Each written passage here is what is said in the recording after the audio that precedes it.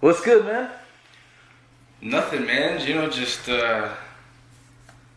living, man. Just living. Introduce yourself, please. All right, I'm Daniel Cruz, one half of Unorthodokx. Cool. K before the X. What's Unorthodokx? Unorthodokx is an alternative hip-hop duo. Cool. Based out of Jersey. Okay. And we're looking to make some big moves in the upcoming year. Definitely. What kind of moves? College tour, press, lots of a new album. Okay.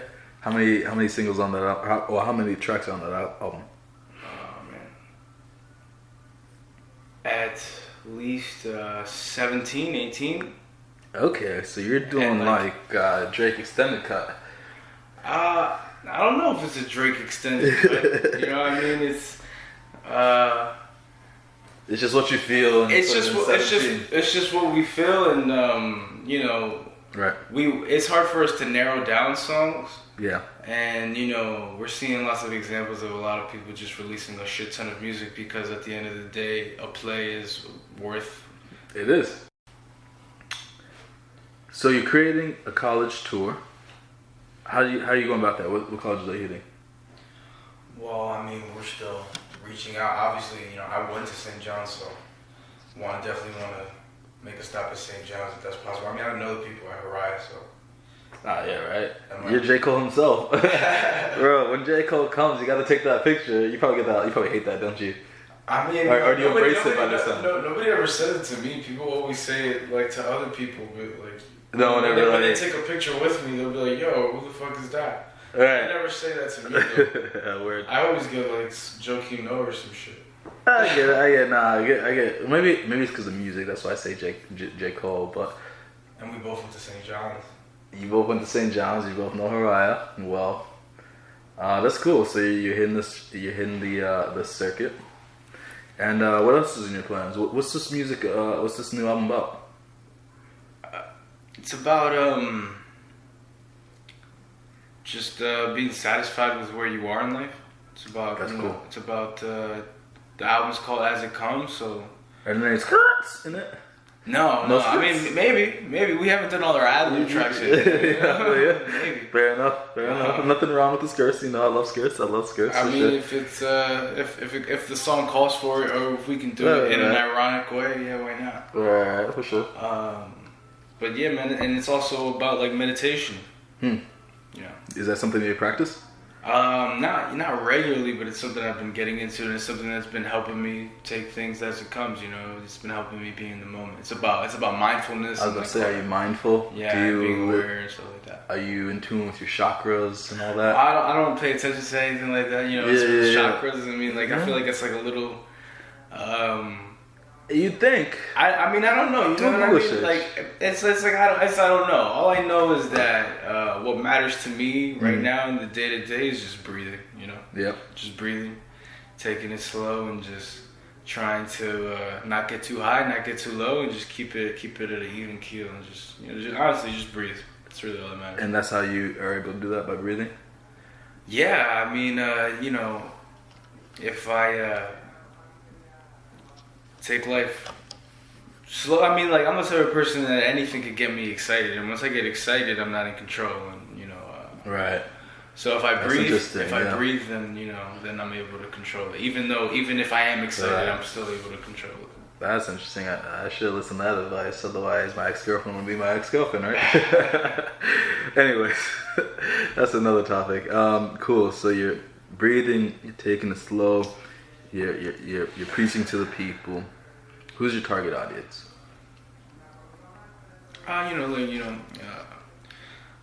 Music nerds, hippies. Anybody who's trying to better themselves. Anybody who wants to, who feels that they're not satisfied with the journey of getting from point A to point B. Hopefully this album will help you be satisfied with knowing that there is no point A and there is no point B. There's only point, right now, man. That's all you got. True. Namaste. Fair enough. So you're target audience, everybody. Cool. And what's the process been like in creating this album? How have you been working through it so far? Oh man, it's been an up and down process. We've been all over the place. This is like the fourth version of this album. Okay. This album has always been called As It Comes, and it's always been about trying to take it as it comes, but it wasn't about meditation or mindfulness up until about a couple months ago. Mm-hmm. And this is like the fourth version of this album. We've been trying to make this album for a long time. And what's been holding you back? Why do you keep stopping and restarting? And how are you sure that this is the right one? This is the right version? This is the version that's lasted the longest. Got it.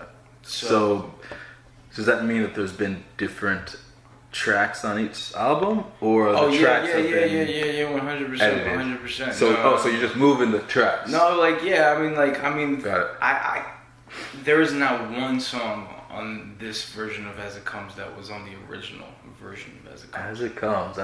That's right there. As It Comes. Yeah, exactly. That's cool. Cool. That's kind of why we know that the it's just gonna happen when it happens. I mean, a lot of the times that it happened, it was kind of like we took too long to release certain things or to finish it. Mm-hmm. And by the time that we were getting to the point where we were finished, we were like, this album could be better. Good, always pushing yourself. And then we just decided to make those old songs into EPs and just keep it. Right, keep moving. Yeah. So you've been working on this album. You got about 17, 18 tracks. You weren't satisfied with the first 3 to 4 versions. You got it now. How are you producing it? Do you have one studio? Do you have multiple studios? Do you got a team that like you go to that does the mastering and the mixing and the engineering and the sound, or is it all like ad lib and freelance DIY as you go? DIY. Cool. And by DIY I mean myself and Jabari. That's all that we are. Mm-hmm. We do work with somebody whose name is Rob. He has a band called Art Class, and cool. But he doesn't really help us mix or master or anything. He just has this really, really, really cool extended cut on one of our records. He didn't remix it. He just kind of added to it, and it's like 30 hours kind of. Like the Kanye West song, 30 hours? Just a random going through the motions, and all of a sudden it's like a 6-minute long ad-lib track. No, not at all. He made this really... We're not sure how we're going to arrange it yet. It's either a really, really, really dope intro, or it's going to be something that comes right smack in the middle of the track, kind of out of nowhere, and just like an interlude in the middle, and it's like just... as if it never happened, go back to... interesting. That is some Drake shit, by the way. But nothing wrong with being like Drake. I mean... Didn't he make like $80 million last year? I'd be happy to be like Drake. But, I mean, Drake's not the first person. He might be one of the first people to do it in hip-hop. People have been doing that in music for years. So it's like, it's okay. You say it's Drake, but there's somebody who makes rock who's like, fuck that. Right. That shit's been happening. So let's talk about that. What's your persona, your genre? I know it's really kind of conceited to talk about yourself, but hey, man, hashtag Kanye. So, what would you say your persona is? My persona, man. Truthfully, I mean, if I'm being honest with myself, I'd say I'm just a regular old weirdo, artsy kid, but was never, I was like one of the cool kids, but. I was like the cool kid that got shit on by the cool kids. Yeah, you know what I mean? Exactly. Yep. So there you go. Right there. So I was, it's not like I was like walking around like being the man, not getting pussy and not, playing sports and shit, but I was still like the artsy sensitive one. Right. Okay, cool. You're artsy sensitive. So what would Jabari be? I mean, in your words, obviously. Jabari is just like a pure artist, man. Jabari's just cool. He's just like this like you can't. The Zuckerberg of music, right? He's just like he's more like the fucking. I don't want to say it like this because he's not crazy at all. But he's like the fucking Joker. He just does things his way. He's an immovable object. Cool. You know what I mean? That's good. He just does what the fuck he does, and you gotta either rock with it or you don't. That's good that you guys have that partnership. You got the sensitive side, and you got the. Oh, but Jabari is super sensitive. I mean, fair enough. He is an artist. I'd say our personas on the track. I'm probably more of the hard, quote unquote, harder one. Yeah, I mean, I don't know. Like, it's hard because we're both we both are definitely in that sensitive vein. But like, I'd say that like, you know, as much as I don't want to admit this, if I'm being honest with myself, it's just like I do shit to be validated. So you can kind of hear that on songs where it's like maybe I'm saying something that's like, even if it's true or not true, it's like it doesn't need to be said. But it's like I want people to know that part of me. You know what I mean? Well, so like, whereas like Jabari, he just kind of does him. He doesn't really give a fuck. I mean, maybe he does, but he doesn't really show it. Whereas like I'm an open book. I don't really. Right. I'm not really one to shy away from faults. So what do you do right now? Right? Are you gonna take the J path, where you realize that no one sees your greatness and you're just gonna do it on your own, or are you going to look for the partnership? Honestly, there's no one straight path. There is no, yeah, exactly. The path is. It kind of depends on whatever's good for us at that moment. Right. If somebody presents us, you know, with a partnership deal that we feel is like lucrative for the both of us, it's like they're getting what they put into it and we're getting what we're worth, and especially because we don't have the platform in order to be negotiating certain kinds of terms. Where do you see yourself in 1 year? Where do you see yourself in 3 years? And where do you see yourself in 10 years? So in 1 year, where are you?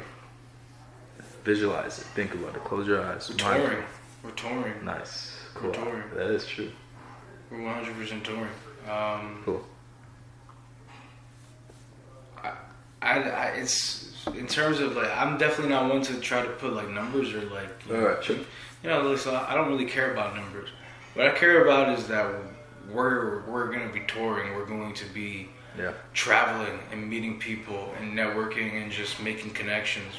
Like whether it's through a partnership that we get, or whether we are doing this, are managing to do this just based with our team, because we are gonna have a team. We're gonna have a set of people around us that are gonna be helping us manage our business decisions and helping us so that we can focus on our art, because that's what's most important to us, and that's really where our bread and butter is gonna be. So if you want, if whoever's on our team wants us to be successful, they're gonna have to really help us and manage our business side, so I could our career, so that we can focus on actually building it. But I definitely see ourselves, you know, 1 year touring, 3 years, you know, I see us. Maybe it's too far in the future for me to be able to see, because I said maybe it is, because I can't see anything, especially with my philosophy of life. What do you want? My philosophy of life is just take it as it comes. You know what I mean? So it's hard for me to like, I get it. You know? I get it, but you want a direction, right? You want to have a sail. You want to be sitting towards a certain wind, right? I mean, well, you know, let's say 3 years from now, we're definitely going to be working up on we're either going to have just released or working on a follow-up that's definitely going to be much better, is more sophisticated. Probably on TV. Okay. I can see us being on TV. Expand to a different genre. Oh. It'll probably be multifaceted. 100%. The first year is gonna be the tour. The second and third year are gonna be the. You're gonna see us playing instruments and fucking, you know, wilding out with people on stage. I'm trying to get a freestyle cypher show going with Tyler, the Creator.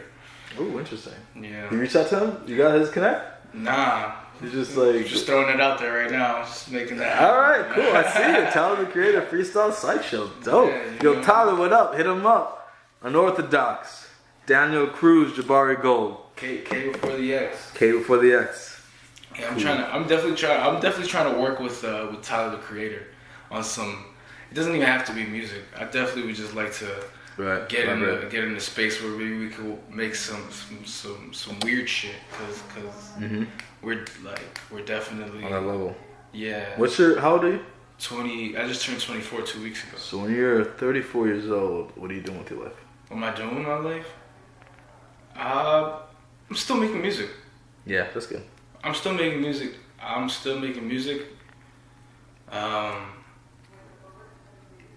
I'm a lot more adept at coping with whatever comes. You know what I mean? In 10 years, I'm in a better mental space than I am now, and I'm in a good mental space right now. Mm-hmm. That's good. That's amazing. That's fascinating. I know. Yeah, it is weird that it's true because I see it clearly. Mm-hmm. I am in a good space. Yep. I'm making music, and there's no slump. There's no slump. Right. There is no. I'm getting older. What am I doing? Am I still connecting with these kids? Like, no. Yeah. There's none of that. Classic, timeless music.